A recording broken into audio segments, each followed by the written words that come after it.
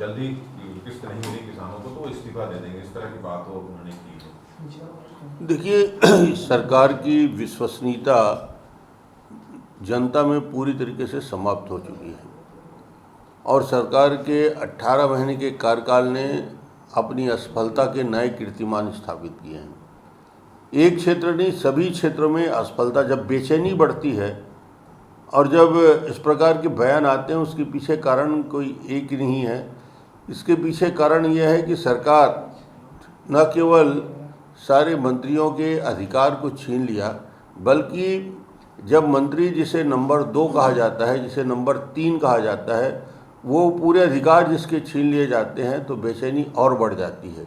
और आज जो बयान देखने को मिला है वो छत्तीसगढ़ के करोड़ों किसान की भावना की अभिव्यक्ति है, कांग्रेस के अंदर चल रही खलबली और बेचैनी की अभिव्यक्ति है। और ये बताने के लिए पर्याप्त है ये स्टेटमेंट कि क्या चल रहा है अंदर ही अंदर और कैसे इस सरकार के मुखिया और मुखिया के द्वारा बार बार जनता को भ्रम में रखकर झूठ बोलकर अलग अलग किस्म से भ्रमित किया जाता है।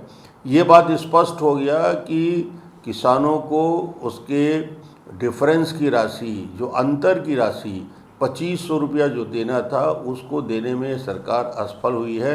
1800 रुपया देने के बाद एक किस्त मुश्किल से देने की स्थिति है और अगले धान के खरीदी तक, धान के आते तक या धान खरीदी होने तक ये सरकार इस स्थिति में नहीं है कि किसानों को 3 किस्त की राशि और बोनस के 2 साल का डिफरेंस की राशि ये सरकार किसानों को दे दे।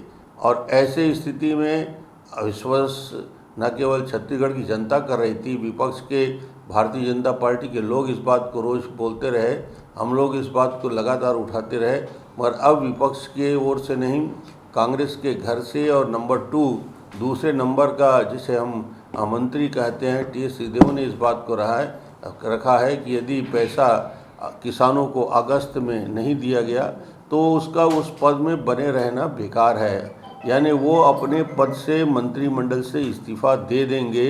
ये अपने आप में बहुत बड़ी बात है कि सरकार और सरकार के मंत्रियों की हालत ये हो गई है कि एक न दो, अधिकांश मंत्रियों से यदि अकेले में पूछा जाए तो उनकी बेचैनी प्रकट होती है और वो भी इसी मानसिकता के हैं।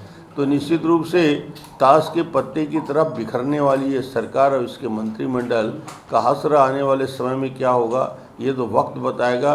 मगर जिस प्रकार की हालात कांग्रेस के अंदर में हैं, जिस प्रकार से अविश्वास एक दूसरे के प्रति बढ़ा है और सरकार जितने घोषणा की है उस घोषणा का क्रियान्वयन करने में असफल रही है, तो ये इसका लॉन्ग टर्म में, लंबे समय में इसका सीधा असर छत्तीसगढ़ की राजनीति में पड़ेगा और निश्चित रूप से मैं समझता हूँ ये बहुत गंभीर मामला है। सर, एक बयान और आया कवासी लखमा जी का, वो कह रहे हैं कि शराब की तस्करी हुई प्रदेश में, उसके भारतीय जनता पार्टी जिम्मेदार है, इस तरह के बयान आए।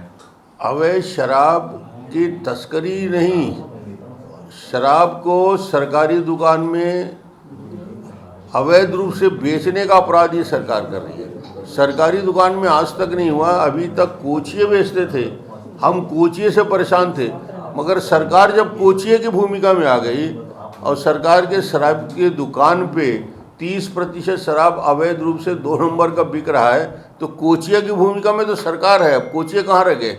उसी दुकान में बैठकर सरकारी दुकान में अवैध शराब को बेचने का दुस्साहस ये सरकार कर रही है। इससे बड़ा अपराध और कुछ नहीं हो सकता जो कर रही है। Sir, T.S.. सिंहदेव ने एक्चुअली ये कहा था कि अगली फसल के पहले अगर डिफरेंस की राशि किसानों के खाते पे नहीं आ जाती तो मैं इस्तीफा दे दूंगा, अगर खाते में आ जाती है तो क्या धर्मलाल जी आप इस्तीफा देंगे? क्या ये उनके वर्ड टू वर्ड थे? सर, ऐसा है, एक लाइन में इसकी व्यक्ति यही हो सकता है कि पीर पर्वत से हुई अब पिघलनी चाहिए, इस हिमालय से नई गंगा निकलनी चाहिए। तो ये एक पीड़ा की अभिव्यक्ति है और पीड़ा की अभिव्यक्ति इस विषय को लेकर है कि इस बात का भी भरोसा मंत्रिमंडल के साथियों को नहीं रह गया है कि अगस्त तक इसका पेमेंट हो पाएगा या पूरे की पूरी राशि बोनस की और किसानों के डिफरेंस की दे पाएंगे।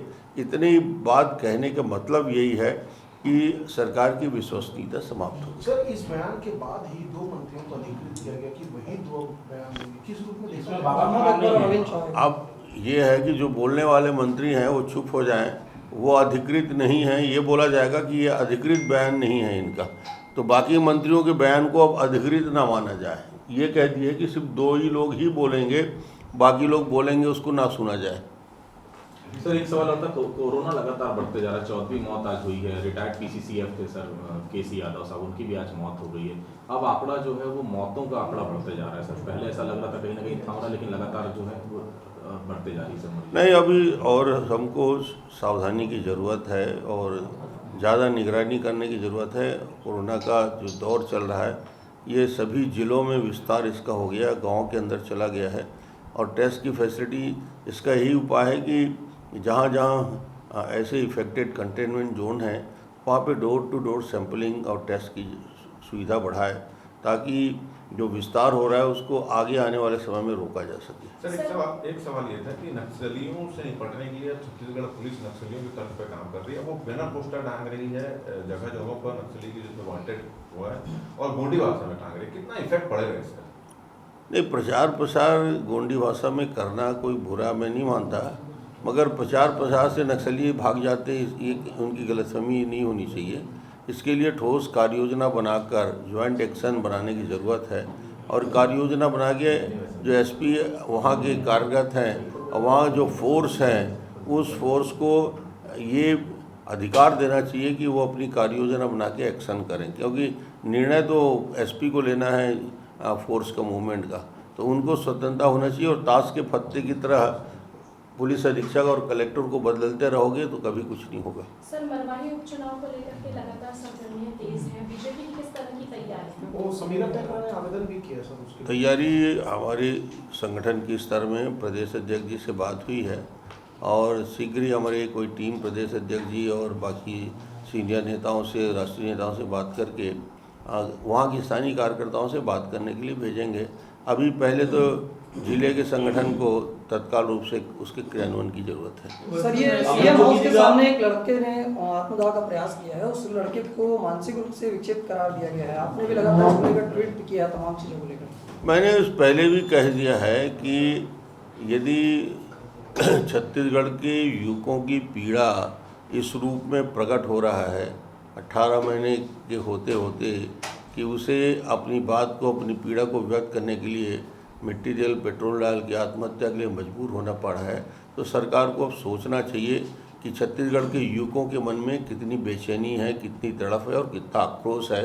जो वादा खिलाफी आपने किया उसके खिलाफ एक निश्चित रूप से इससे ज़्यादा अलार्मिंग साइन और कुछ नहीं हो सकता। अभी भी वक्त है रहते युवकों के लिए जो आपने वादा किया उसमें से कुछ पूरा करो, नहीं तो ये आक्रोश दिन ब दिन बढ़ता जाए। सर, आपने एक जो बयान जारी हुआ उसमें कहा कि चला चली की बेला का ही अलार्म है सिंधियों का कहना, जो तमाम स्थितियां चल रही, चला चली की बेला कैसे हो सकती? 3 साल तो बचा है। यदि 3 साल का समय है, पर्याप्त समय है, मगर जिस प्रकार की आवाज़ें आ रही हैं, उस प्रकार की बातें निकल के आ रही है, तो निश्चित रूप से ये कहा जा सकता है कि आने वाला समय संकट का होगा। संकेत कुछ मिल रहा है क्या चला चली की बेला के? अब ये संकेत इससे बड़ा और क्या हो सकता है कि मंत्रिमंडल का वरिष्ठ सदस्य जब सरकार को धमकी देने, अल्टीमेटम दे रहे हैं, तो इसका मतलब ये है कि सरकार की विश्वसनीयता खत्म हो गई। ये वर्चुअल रैली आपकी खत्म हो चुकी है भाजपा की तरफ से, अब क्या संगठन में कोई बदलाव होगा या किस तरीके की आपकी तैयारी? नहीं, संगठन का तो गठन करना है। ठीक, थैंक यू सर।